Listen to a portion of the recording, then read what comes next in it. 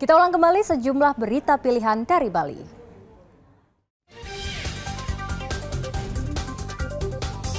Kebakaran lahan di kawasan hutan lindung lereng Gunung Agung kian meluas.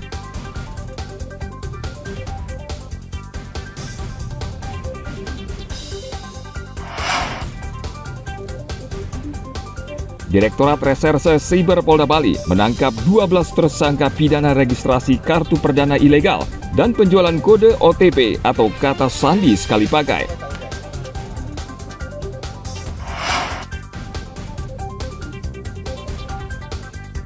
Kedai kopi unik, tawarkan sensasi menikmati secangkir kopi di tengah sawah.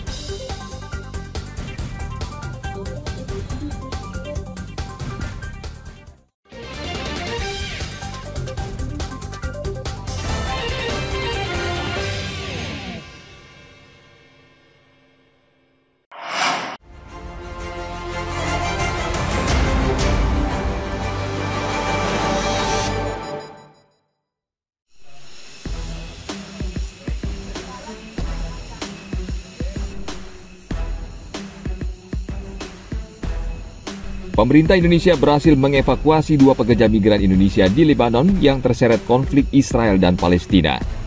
Salah satunya adalah Nilu Swardadi yang berusia 44 tahun.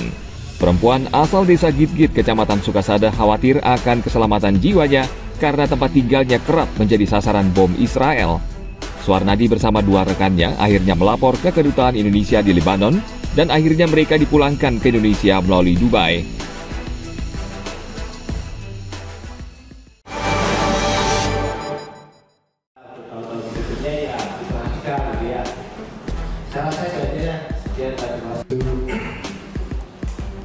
Satpol PP seluruh Bali akhir pekan lalu menggelar pertemuan bersama Bawaslu dan KPU Provinsi di ruang rapat Satpol PP Provinsi Bali. Pertemuan untuk menyamakan persepsi soal alat peraga sosialisasi pilkada atau baliho yang banyak melanggar peraturan KPU nomor 15 tahun 2023. Ketiga lembaga berencana menertibkan alat peraga sosialisasi yang saat ini banyak bertebaran di pinggir jalan. Sebagian besar adalah alat peraga sosialisasi yang seharusnya sudah diturunkan dan diganti dengan alat peraga kampanye.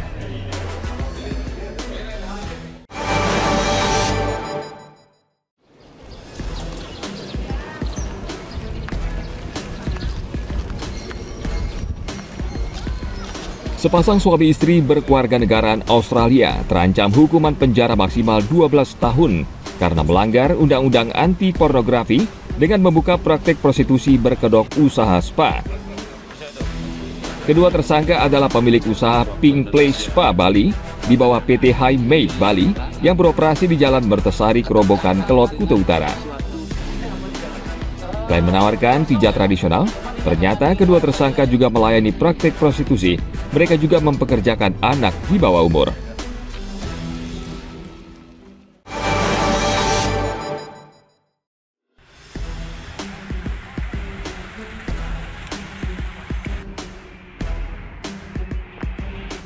Polsek Ubud, anggota TNI dan Pecalang, akhir pekan lalu menertibkan kendaraan yang parkir sembarangan di kawasan wisata Ubud. Selama ini polisi sudah memberikan peringatan dan tanda larangan, namun banyak pengendara mengabaikannya.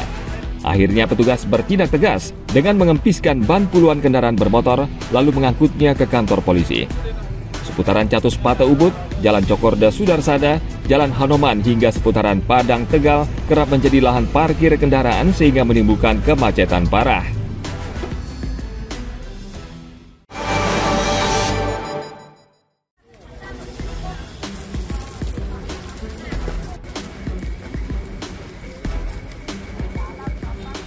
Warga di Banjar Dinas Kebon, Desa Kertemandala, Kecamatan Abang, Karangasem, hari Minggu lalu panik. Pasalnya kebakaran lahan bambu dan kebun terjadi tidak jauh dari permukiman mereka. Hampir saja 6 rumah, menara sutet milik PLN dan kandang ayam milik warga ludes terbakar.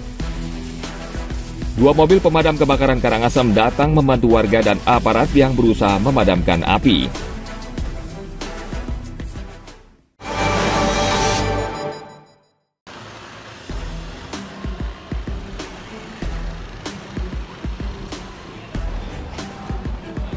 Dalam operasi Zebra Agung 2024, Ditlantas Polda Bali menaruh perhatian penuh terhadap warga negara asing belakangan yang banyak melanggar peraturan lalu lintas.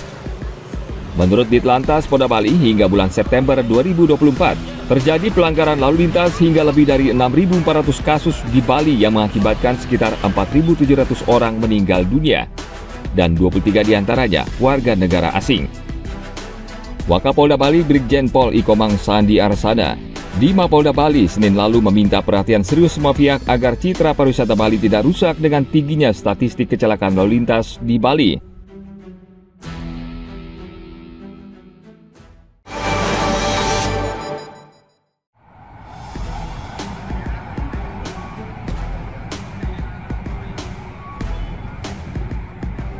Kebakaran menghanguskan puluhan rumah kontrakan di Jalan Pura Banyu Kuning, Denpasar pada Selasa lalu. Puluhan kepala keluarga kehilangan tempat tinggal karena rumah kontrakan ludes terbakar. Dalam video amatir yang beredar di media sosial, kobaran api besar terjadi sekitar pukul 1:30 dini hari. Sebagian warga yang sudah tidur panik dan berusaha menyelamatkan barang-barang mereka. Sumber api diduga berasal dari warung yang terletak di bagian depan kontrakan.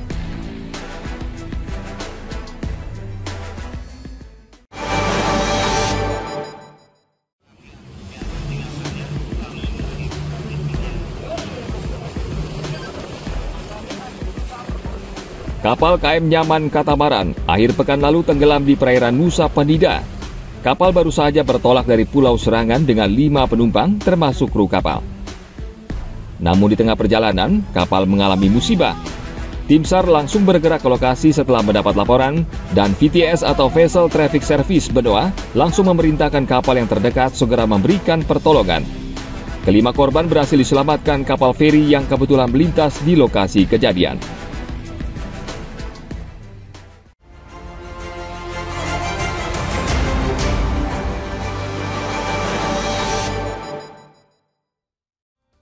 Baik, informasi tadi mengakhiri jumpa kita pagi ini. Atas nama rekan yang bertugas, saya Dara Paramita mengucapkan terima kasih atas kebersamaan Anda.